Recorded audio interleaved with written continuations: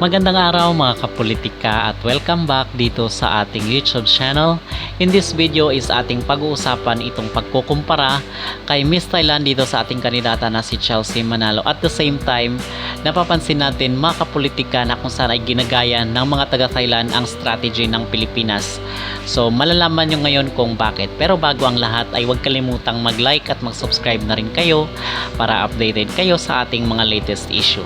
So pag-uusapan natin mga kapolitika itong Voice for a Change pa rin kasi ito ay isa sa mga issue na kung saan ay tinututukan natin dito sa Miss Universe 2024 kasi today na po nagtapos itong kailang pabutuhan and kahapon nagkaroon sila ng sale dito sa Voice for a Change. So double na po ang points at same lang po ang price. So yun po ang naging pakulo nila kahapon, but I don't think na kinagat po yun ng mga Pinoy kasi as we speak ay nasa pang 15 na po itong si Chelsea Manalo from top 14. So bumaba itong si Chelsea, but okay lang po yun kasi nga ang sinasabi natin hindi naman po ito ang maging basis ng pagkapanalo, and napapansin nga natin na kung saan ay yung top 1 pa nga dito sa mga botohan, usually sila pa yung nalalaglag. So ano ang sense ng pagboto ng mga tao dito sa kanilang sa kanilang beauty pageant?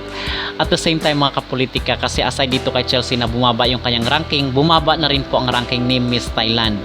So ano ang point dito ay nakikita natin na kung saan is parang ginagaya na rin nila ang strategy ng Pilipinas kasi nga napapansin rin nila na kung saan doon sa mga comment section kasi ngayon dito sa internet is kahit Tagalog yung comment mo ay meron na pong AI na nagtatranslate. So automatically po yun, and I believe na nababasa po ito ng mga taga-Thailand. So ngayon is nag-change strategy sila kasi dati ay talagang bugbugan at talagang bakbakan yung kanilang pagboto dito kay Upal, itong kanilang kandidata, but ngayon is parang naglaylo po itong mga taga-Thailand na napapansin natin kasi hindi na po sila gaano ganon ka-passionate at kainit bumoto. And in fact, doon sa pang top 2 nga itong si Opal, yung last reporting natin, ngayon is nasa pang 4 or 5 na po itong ranking ni Miss Opal. So, which means mga kapolitika, in other words, ay talagang hindi na sila ganoon. Ginaya nilang strategy ng Pilipinas na kung saan is naglaylo sila pagdating dito sa mga botohan. Okay?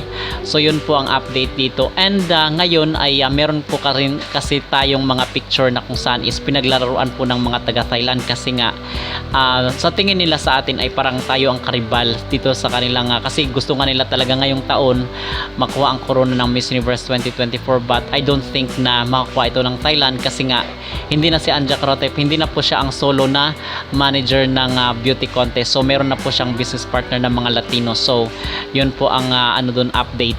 So basically dito ay kinukumpara nila itong si Opal daw na mas maganda daw kaysa sa ating pambato. Well, mga kapolitika, ang masasabi ko lang po dito ay bakit kung maganda itong si Opal, bakit hindi naman siya napapansin ng mga international personalities, di ba?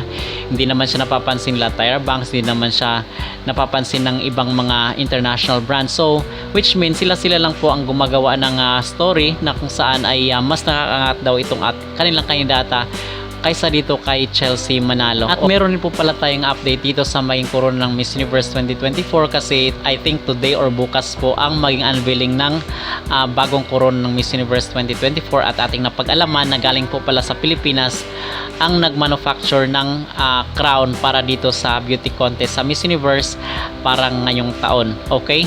At ipinasilip na rin po ang maging stage or maging venue ng kailang beauty contest. And tomorrow na din po ang magiging closed door interview ng mga kandidata.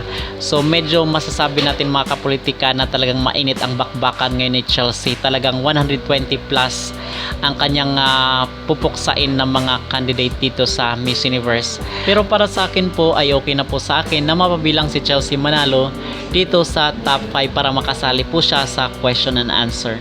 At pagdating naman dito kay Miss Thailand, itong pagkukumpara nila ay di naman malabo na kung saan ay malamang itong si Chelsea pagdating sa charisma. Okay? So ano yung masasabi mga kapolitika sa tingin nyo? Sino ang standout? Ito bang si Opal ng Miss Thailand or si Chelsea Manalo? Mag-comment down below at huwag kalimutang mag-like at mag-subscribe na rin kayo para updated kayo sa ating mga latest issue.